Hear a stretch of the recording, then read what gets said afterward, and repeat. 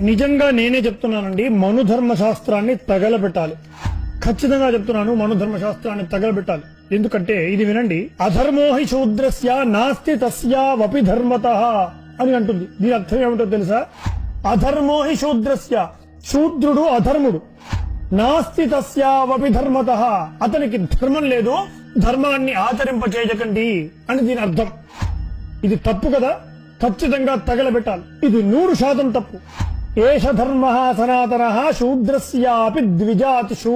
మనుస్మృతిలో శూద్రుడు బ్రాహ్మణుడికి సేవ చేయాలి, కాబట్టి అతనికి స్వాతంత్ర్యం లేదు అంటుంది. ఇది ముమ్మాటికి తప్పు, నేను ఖండిస్తున్నాను. అందుకే ఈ మనుధర్మ శాస్త్రాన్ని తగలబెట్టాలి. న సాక్షాదధీయీత బ్రాహ్మణ శూద్రాయ జాతవే. దీని అర్థం ఏమిటో తెలుసా? మను చెబుతున్నాడు, శూద్రుడు జ్ఞానం పొందకూడదు, చదవకూడదు. ఎందుకు చదవకూడదండి? ఇది ముమ్మాటికి తప్పు. అందుకే మనుధర్మ శాస్త్రాన్ని తగలబెట్టాలి. న స్త్రీ స్వాతంత్ర్యమర్హతి. స్త్రీకి స్వతంత్రత లేదు, ఆమెను పురుషుడి ఆధీనంలో ఉంచాలి. ఇది కూడా ముమ్మాటికి తప్ప కాదా? అందుకే మనుధర్మ శాస్త్రాన్ని తగలబెట్టాలి.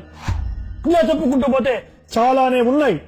ఎందుకు శూద్రుల పట్ల మనుధర్మ శాస్త్రం ఇంత కఠినంగా దారుణంగా వ్యవహరిస్తుంది?